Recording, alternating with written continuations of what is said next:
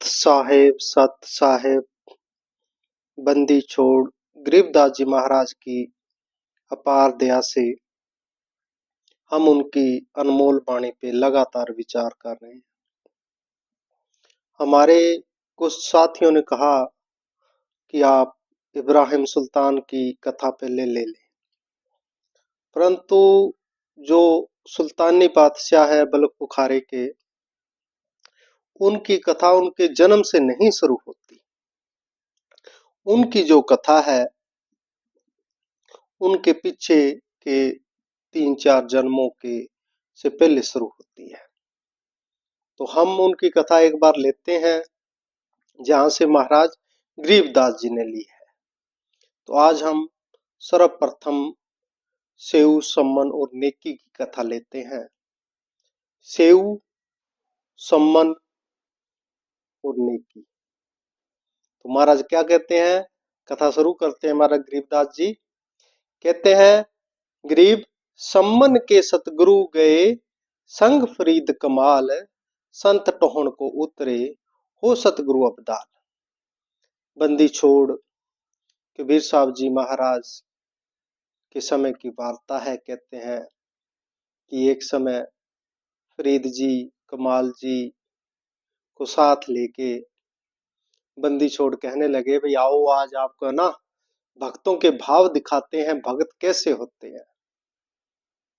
तो वो बोले, भाई महाराज चलिए, कहाँ चलना है। तो चलते चलते कहाँ आए हैं, जहाँ सेऊ और सम्मन रहते हैं। सम्मन जो था ये जो है चूड़ी बनाने का काम करता था, नेकी इसकी घरवाली थी और सेऊ उनका लड़का था, एक ही लड़का था। तो बंदी छोड़ कबीर साहब जी महाराज फरीद जी और कमाल जी को साथ में लेके सम्मन के घर आए हैं और आके विराजमान हुए हैं। दंडवत प्रणाम करिए इन्होंने बिठाया है। और सम्मन अंदर जाके नेकी से पूछता है, सम्मन नेकी पूछिया, अन का कहो विचार, सतगुरु आए पहुने, क्या दीजिए जो नार। कि हे नेकी, अपने भोजन है या नहीं, अन्न की क्या व्यवस्था है, सतगुरु तो आ गए, तो इनको क्या खिलाएं, क्या भोजन कराएं इनको। तो जो नेकी है वो कहने लगी, भाई अन्न नहीं घर मोर। कहते हैं भाई अन्न तो है नहीं घर में, तो प्रसाद क्या खिलाएं सतगुरु को। तो सम्मन कहने लगा, भाई ऐसे कर, तू मांग लिया किसी से, आस पड़ोस से मांग ले आओ भोजन, फिर दे देंगे।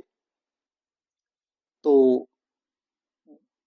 नेकी कहने लगी, मांग्या मिल्या न कर्ज दे, आन बनी भो भीर, कह नेकी क्या कीजिए, घर ल्या धरूं तुम्हारा चीर। तो नेकी कहने लगी, भी कोई मांगा नहीं देता, कोई उधारा नहीं देता, क्योंकि हमारा सबको पता भी इनकी कमाई तो है नहीं, ये वापिस कहां से मोड़ेंगे।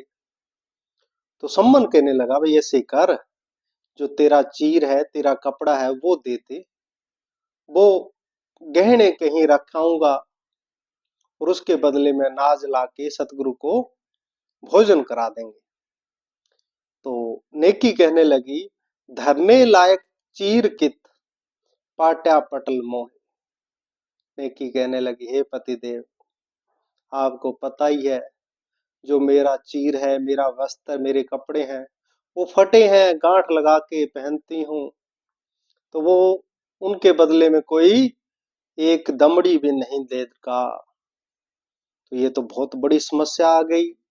सेऊ भी वहीं पे आ गया, फिर क्या किया जाए। तो नेकी कहने लगी, भी ऐसे करो, क्या करें, भी रात के समय चोरी कर लो, और तो कोई रास्ता है नहीं। तो सम्मन कहने लगा, भाई देख लो, विचार करो। तो सेऊ कहने लगा, सेऊ माता से कहे चोरी खट्या खाए,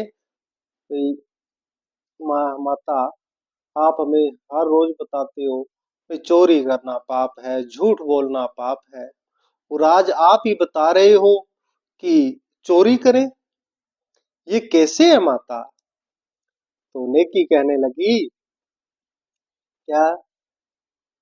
माता पुत्र से कहे सुन से उसो ज्ञान, या मैं नहीं काज है चोरी कर देता। कहते है बेटे, भी हम अपने लिए तो चोरी कर नहीं रहे, बस थोड़ा सा अन्न लेके आना है और वो संतों को भोजन करा देना, हमने तो वो खाना ही नहीं है।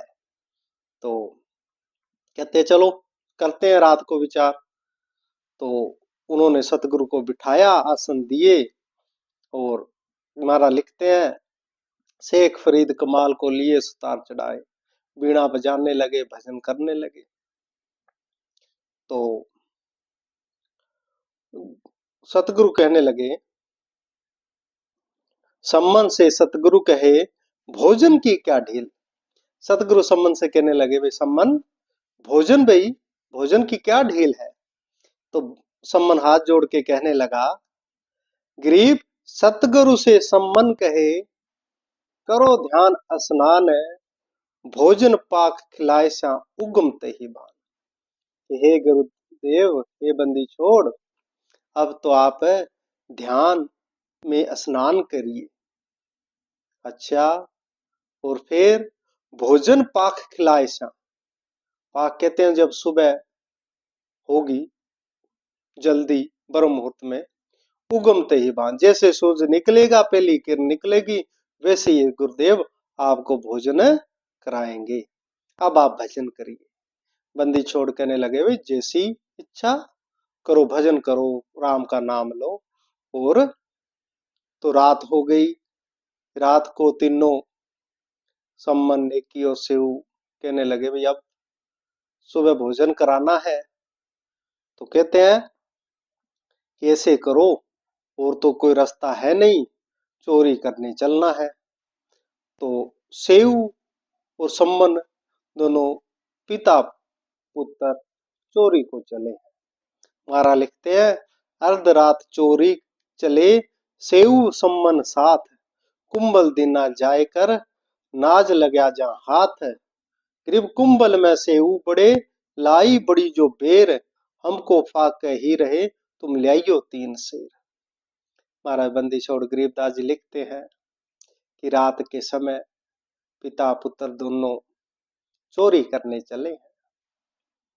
तो उनको पता था भाई एक सेठ साहूकार है, इसके दुकान में अनाज होता है। पहले कच्चे मकान होते थे, तो उसके पीछे जाके कहते, महाराज कहते हैं कुंभल, कुंभल कहते हैं सुराख करना, पाड़ लगाना, इसे समझ लो। तो लगाया और सुराख कर लिया, जितने में थोड़ा सा मतलब इंसान अंदर चला जाए, जोरोखा कह लो। तो जो सेऊ था वो कहने लगा, पिताजी मैं अंदर जाता हूँ। अंदर गया, बच्चा था, अंधेरा था अंदर। उसको महाराज कहते हैं भाई अनाज देखते देखते टाइम लग गया, क्योंकि वो कोई परमानेंट चोर थोड़ी था। चोर होते हैं उनको तो सब विधा पता होती है, वो तो भोला था, बच्चा था। तो महाराज कहते हैं लाई बड़ी जो बेर, कुछ समय लग गया उसको। तो बाहर से सम्मन ने आवाज मारी होली सी, हम तो फाके ही रहे, तुम ले आइयो 3 शेर। हे पुत्र, तुम ज्यादा देर मत लगाओ और ज्यादा नहीं लेके आना। 3 महापुरुष अपने घर पे आए हैं और एक समय का भोजन कराना है। तुम 3 शेर 3 किलो से ज्यादा मत लेके आना। हम तो भाग भाग के ही रहे, हमने वो भोजन नहीं करना है जो चोरी वाला है। हम तो इतना करेंगे, अपने सतगुरु को दान कर देंगे, इससे ज्यादा क्या है। अच्छा, तो फिर महाराज कहते हैं 3 शेर और अन्न बांध कर पहले दिया जलाए। जो सेऊ ने 3 शेर जो अनाज था वो पोटली में बांध के पोटली बाहर को भगा दी। और जब सेऊ निकलने लगा तो महाराज कहते हैं पीछे बनिया जाग गया, सेऊ पकड़ा है। जब हिलजुल हुई थोड़ा सी पिंपियों की, क्यों पहले यही था, रात के अंधेरे में वैसे ही थोड़ी बहुत आवाज आ जाती है कोई सामान की। तो सेठ जी भी जाग गए। सेठ ने देखा भाई चोरी कर रहा है कोई बच्चा। उसने जो सेऊ की जो है टांग पकड़ ली, सेऊ बाहर निकल नहीं पाया। तो कहते हैं महाराज, कहते हैं चोर चोर बनिया कहे, सेऊ पकड़ी मोन, ठाडो काहे बोलिए 3 शेर लिया चोन। तो सेऊ कहने लगा सेठ जी कोई बात नहीं, इतना मत चिल्लाइए, चोर चोर करने लगा तो इतना सेठ जी चिल्लाने की लोड़ नहीं है, हंगामा करने की लोड़ नहीं है, मैं यहीं पे हूँ, कोई खास बात नहीं है। और हमने तो सिर्फ आपका 3 शेर आन लिया है, चाहे बाहर जाके देख लीजिए। तो सेठ कहने लगा अच्छा 3 शेर ही लिया है? भाई मैं तो 1 ग्राम ना दूं, तुमने तो 3 शेर ले लिए भाई, ऐसे नहीं छोड़ूंगा आप। तो उसने क्या किया, रस्सी ले ली, रस्सी से बांध दिया किसको, सेऊ को। महाराज लिखते हैं बनिया रस्सा घाल कर दिया खम्भ से बांध, खम्भ से बांध दिया। वो सम्मन डेरे ले गया नेकी रोटी छात, और जो सम्मन था वो पोटली लेके घर पे गया। घर पे ले जाके नेकी को दिया, भाई नेकी ये ले। नेकी ने पूछा भाई बेटा कहाँ रह गया? कहने लगा भाई ऐसे ऐसे हो गया, जो सेठ था वो जाग गया, उसने पकड़ लिया। अच्छा, तो फिर तो पहचान आ जाएगी, सुबह पंचायत हो जाएगी, पंचायत हो जाएगी, पंचायत में भेद खुल जाएगा। क्या खुलेगा भेद? भेद ये खुलेगा कि इनके संत महापुरुष आए और वो इनसे चोरी कराते हैं। ये सोच देखो कितनी बड़ी सोच रहे हैं वो। कहते हैं भी वो पंचायत में यही होगा, भी इनके संत महापुरुष आते हैं और ये रात में चोरी करते हैं, ये झूठे हैं, ये हमारे संत महापुरुष आते हैं चोरी करते हैं, वो चोर है। सतगुरु को दाग लग जाएगा। तो क्या किया जाए, दोनों सोच रहे हैं। सोचते सोचते नेकी कहने लगी पतिदेव ऐसे करो, क्या करें? वे तुम है ना वापस जाओ और किसी तरह बच्चे का सिर काट ले आओ, बच्चे का सिर काट लो, ले आओ, तो बाकी जो है ना सर होगा ना पहचान होगी, और हम बोलेंगे नहीं भी हमारा बच्चा है, और कोई रास्ता है नहीं। बड़ा समझाया, फिर किसी भी तरह करो पतिदेव, पर सतगुरु के ऊपर दाग नहीं लगना चाहिए। महाराज कहते हैं उस समय का हाल, गरीब कर्द लई एक हाथ में, उल्टे चले समन, सेऊ टुक बतलाए ले सुनना पड़ा भवन। तो कर्द लेके, चाकू लेके चला समन, और जहां पे सुराग था वहां पे आवाज मारी सेऊ को। कहता सेऊ एक दो बात करनी है तेरे से। और उधर सेऊ के मन में भी सतगुरु की प्रेरणा ऐसी हो गई, भाई अगर सुबह तक मैं रह गया, जिंदा रह गया, पंचायत होगी और पंचायत में सारा भेद खुल ही जाएगा, ये बच्चा किसका है और इन्होंने चोरी क्यों की। सतगुरु आए वो चोरी कराते हैं, इससे तो अच्छा है कि मैं अपना जीवन त्याग दूं। पर त्यागूं कैसे, इसने बांध रखा है। तो जो सेऊ ने सेठ जी के से कहा, मारा लिखते हैं हाल, सारा हाल लिखा मारा ने एक एक बात का। बनिया से सेऊ कहे बाहर हमरा बात, झूठी साख ना बोलूं शीश चढ़त मोर पाप। कहते हैं सेऊ से ने कहा बन सेठ जी बाहर मेरा पिता खड़ा है, मैं उससे दो बात कर लूं। सेठ कहने लगा भाई तुम भाग जाएगा? कहते महाराज सेठ जी मैं भाजूंगा नहीं, आप ऐसे करो मेरी टांग पर रस्सी बांध के थोड़ी सी ढीली कर दो, ताकि जिससे मेरा सर बाहर निकले। तो इतने समय में सेठ ने सारा देख ही लिया था, भाई कोई सामान चोरी नहीं हुआ, सिर्फ 2-3 किलो अनाज है वो लिया है, ज्यादा तो लिया नहीं। तो सेठ ने बहुत उसने डराना ही था, पर अंदर से वो सेठ भी समझ रहा था भी इन्होंने ज्यादा चोरी तो करी नहीं, इसलिए कोई बात नहीं, बच्चा है। उसने रस्सी ढीली कर दी, तो ढीली कर दी, खंबा से बांध गए, बाहर काटे शीश, दो ही बात बतलाए लो। जो जब शीश बाहर निकला तो कहने लगे, सेव कहने लगा क्या कहने लगा महाराज, कहते हैं पिता शीस सिर काट ले सन्मुख कर चलाए। पिताजी मेरा सिर काट लीजिए, नहीं तो सतगुरु की बेइज्जती हो जाएगी, उन पे दाग लग जाएगा। और वो जब तक सतगुरु यहाँ पे रहे तब तक मेरा नाम भी नहीं लेना, बाद में कोई बात करना कि साक्षी हैं जगदीश। बड़ा उसके सम्मन के भी मन में आया, भाई तू ये क्या कर रहा है। फिर आखिर में हुआ क्या, महाराज कहते हैं सम्मन कर चलाइया सन्मुख काटा शीस, काटक ही कस क्या नहीं दृढ़ है विश्व विष। भाई सम्मन ने आखिर चाकू चलाया, सेऊ के बिल्कुल मन में ये आया ही नहीं भी मैं क्या करा रहा हूं, सिर काट लिया। बच्चे का सिर काट के सम्मन जो है सिर लेके और घर पे आ गया। घर पे आ गया, कहने लगा सम्मन ते नेकी करी, सेऊ का सिर काट, तन देही कित डारिया, फेरा करियो हाट। कहते हैं कि ले जाके अपनी पत्नी को दिया, नेकी को दिया, ये ले शीश और अंदर अलमारी में धर दी। जब सतगुरु जाएंगे उसके बाद में कुछ देखेंगे इस शीश का क्या करेंगे। तो नेकी कहने लगी, पति देव कि हाँ जी एक बात है। क्या? शीश तो आप ले आई, पर जो सेठ है ना वो धड़ भी नहीं रखेगा। अच्छा, तो आप एक बार फिर जाओ, हो सकता है उसने धड़ बार फेंक दी हो। तो सम्मन वापस गया। इतने में सेठ ने क्या देखा, भाई बच्चे का तो सिर काट ले गया। अब सुबह कैसे पहचान कराऊंगा, ये तो कहेंगे सेठ ने काटा है सिर, तो तू फंस जाएगा। सेठ ने इससे डर के और उसको बच्चे की जो लाश थी, धड़ था, उसको बाहर दूर फेंक दिया। सम्मन पीछे पीछे गया और वो धड़ चक के लाके अपने घर में रख दिया। पति पत्नी के आंख में एक भी आंसू नहीं है, किसी तरह का कोई भाव नहीं है। इसी में रात व्यतीत हो गई।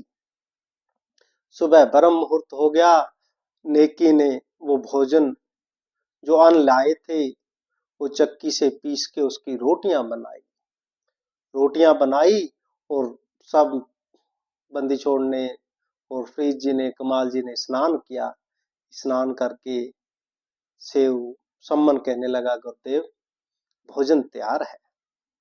तो बंदी छोड़ कहने लगे, भाई सम्मन से सतगुरु कहे सेऊ आया नाही।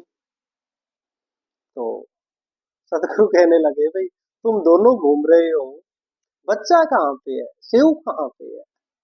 वो बोले, महाराज वो बच्चा है, थक गया है, अभी तक उठा नहीं, हमने उठाया नहीं, आप भोजन कर लीजिए। तो बंदी छोड़ को तो पता ही था भाई इन्होंने सर काट दिया और दही अंदर है।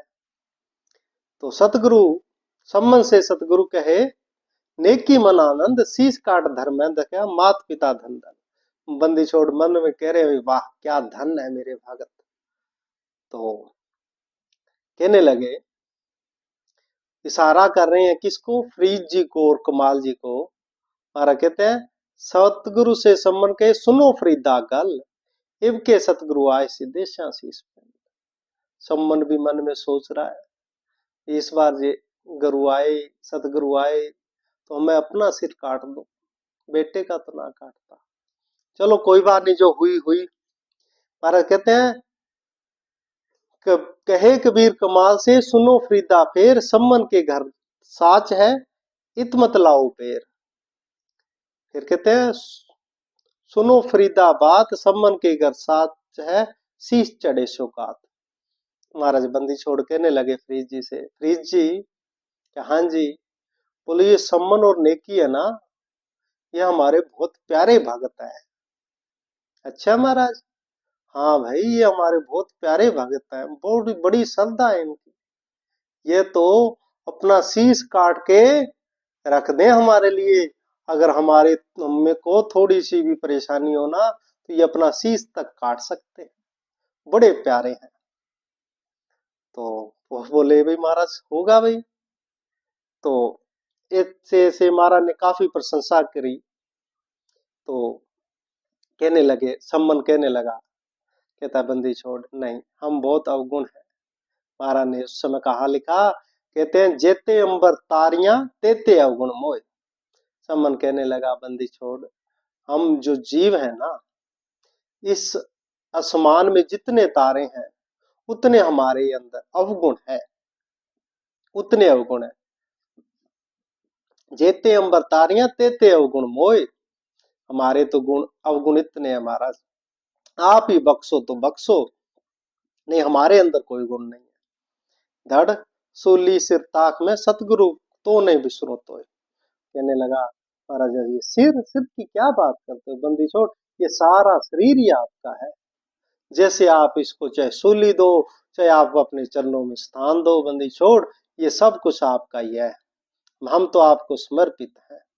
बस हे सतगुरुदेव, बस आप अपने हृदय से हमें कभी विसारना मत, कभी भूल मत जाना, अपने दया कृपा दृष्टि रखना। बंदी छोड़ कहने लगे भी अच्छा, बहुत अच्छी बात है, सतगुरु कृपा करें, ऐसे करो भोजन भाई रखो। तो भोजन तीनों महापुरुषों को बिठाया गया, तीन डोरों में भोजन परोसने लगी नेकी। तो सतगुरु कहने लगे, बंदी छोड़ कबीर साहब जी कहने लगे कि नहीं ऐसे नहीं है, तीन हम है और तीन तुम हो, 6 दोने रखो। वो कहने लगी महाराज पहले आप भोजन पाइए, हम फिर पालेंगे। सतगुरु कहने लगे नहीं नहीं नहीं, पहले रखो। तो जब यह हमारा आदेश है, तो उन्होंने 2 रख लिए। तो सतगुरु दो कहने लगे भाई ऐसे करो, भाई तुम 2 हो, बच्चा भूखा थोड़ी रहेगा, उसका भी साथ में रखो, सेव को, सेव भी साथ में खाएगा हमारे। वो मन में सोच रहे हैं अरे महाराज उसका तो गला कट गया रात, वो कैसे खाएगा। तो कहने लगा नहीं नहीं महाराज वो बच्चा है बाद में खा लेगा। सतगुरु कहने लगे मैंने कह दिया 3 और रखो तो रखो, बैठो। तो बंदी छोड़ कबीर साहब जी ने आवाज दी, किसको, सेव को। महाराज कहने लगे आओ आओ सेव जीम लियो, यो प्रसाद प्रेम, शीश कटत है चोर के, साधों के नित सेम। महाराज ने आवाज दी किसको, सेव को। कहते लगे सेव आओ सेव जीम लियो यो प्रसाद प्रेम, सेव प्रसाद तैयार है, ये प्रेम का प्रसाद है भाई, आजा भोजन करो साथ में करेंगे। शीश कटता है चोर के, चोरों के शीश कटते हैं, भक्तों के शीश कभी नहीं कटते, इसलिए आ जाओ। महाराज गरीबदास जी उस समय कहा लिखते हैं, गरीब सेऊ धड़ पर शीश चढ़ा, बैठे पंगत माही, नहीं गिराड़ा नार के, वह सेऊ एक नाही। तो ऐसी आवाज मारी तो बच्चा अंदर से आ रहा है, सिर जो है धड़ पे चढ़ के बच्चा अंदर से चला आ रहा है। माता पिता देख रहे हैं ये हमारा ही बेटा है। और सम्मन ने उसके गले को देखा ध्यान से, इसके कोई निशान भी है, मैंने कटा है गला, सिर काट के लाया हूं मैं। महाराज गरीबदास जी लिखते हैं, नहीं गराड़ा नाड़ के, नाड़ कहते हैं गर्दन को, वैसे वो कनाई, ये सेव वही है कि और है। तो महाराज बंदी छोड़ कहने लगे भाई सम्मन ने की जो है सतगुरु का हमें प्यार चाहिए, हम यही तो देखते हैं भी आप क्या कर सकते हो। तीनों चरणों में पड़ गए बंदी छोड़, आपके जैसे चाहो करो, पर हे बंदी छोड़ कभी अपने भक्तों को इतना कष्ट मत देना। तो फिर महाराज कहते हैं कि बंदी छोड़ की ऐसी अपार कृपा हुई सम्मन और नेकी पर, सेऊ पर। महाराज कहते हैं 56 भोग करे धनी, भय सम्मन के ठाठ, कहे कबीर कमाल से चलो फरीदा पाठ। ऐसी कृपा हुई कि महाराज कहते हैं उस नगरी का सबसे अमीर हो गया कौन, सम्मन, सब ठाठ बाट हो गई, ऐसी हुई। पर जब सम्मन लास्ट में अवस्था में आया तो उसके मन में एक बात हमेशा टीस करती रही, नेकी और सेऊ तो उसी जन्म में ही मोक्ष को प्राप्त हो गए।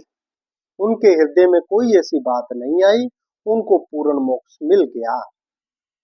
और जो ये था सम्मन, इसके हृदय में एक टीस रह गई कि हे बंदी छोड़, अगर मैं गरीब ना होता तो मैं अपने बेटे का गला ना काटता, मैं गरीब ना होता तो अपने बेटे का गला ना काटता। महाराज बंदी छोड़ कहते हैं कि इसी बात के कारण उसको दूसरा जन्म हुआ। किसका? सम्मन का। कहाँ हुआ? पातशाह नौशेरवा, नौशेरवे का ये राजा बना दूसरे जन्म में। महाराज कहते हैं अंधन नाई फेर 80 गंजले पीर के दिए खजाने गए। 80 गंज इसके पास धन था। गंज होता बहुत बड़ा होता है, तो कहते हैं 80 गंज इसके पास धन था। तो सतगुरु का प्यारा था, सतगुरु इसके पास गए, कहने लगे, महाराज ने पूरा लिखा हाल वो भी उस जन्म का भी, कि ऐसे करो भाई पातशाह नौशेरवा, जो है तू है ना कुछ दान दे। ये दान सुम बन गया, सुम मन कंजूस बन गया, इसने बिल्कुल दान देने से मना कर दिया। तो महाराज कहने लगे भाई तेरे जो है ना निशानी तो ऐसी है, 80 गंज है, ये जो लिखा है ऐसे समझ लो भाई, ऊपर निशानियां लगती थी, झंडे लगते थे, इसके इतनी है तो इतना धन होगा। वो कहने लगा महाराज एक बात बताओ। बोले बताओ। बोले इसमें कोयले भरे हैं मैंने। अच्छा कोयले भरे हैं? हाँ महाराज कोयले भरे हैं, ये तो लोगों को बेवकूफ बनाता हूँ। महाराज कहने लगे ठीक है, कोयले ही होंगे फिर इसमें। तो उसने देखा क्या, जब महाराज बंदी छोड़ बाहर आ गए जिंदा रूप में, तो जब उसने खजाना देखा तो 80 के 80 गंज जो है वो क्या बन गए? कोयले बन गए। तो फिर नौशेरवा पातशाह महाराज बंदी छोड़ गरीबदास जी के जिंदा रूप में चरणों में पड़ा। बंदी छोड़ कहने लगे कि पातशाह नौशेरवा एक ही बात में बच सकता है, अगर तू दान कर दे तो वो कहने लगा महाराज दान कर दूंगा। फिर उसका वापस सोना बन गया, धन बन गया, खजाना बन गया, और उसने सारा जो है अपना 80 का 80 गंज सोना दान कर दिया। जब दान कर दिया, लास्ट अवस्था आई, तो मन में सोचने लगा यार क्या तू एक संत के पीछे लग के सारा दान कर दिया। फिर वही मन में एक टीस आ गई। तो उस टीस के कारण जो सम्मन वाली आत्मा थी उसका दूसरा जन्म हुआ पातशाह नौशेरवे का, और इसका तीसरा जन्म आगे होगा इब्राहिम सुल्तान के रूप में। उसकी हम कथा आगे विस्तार से लेंगे।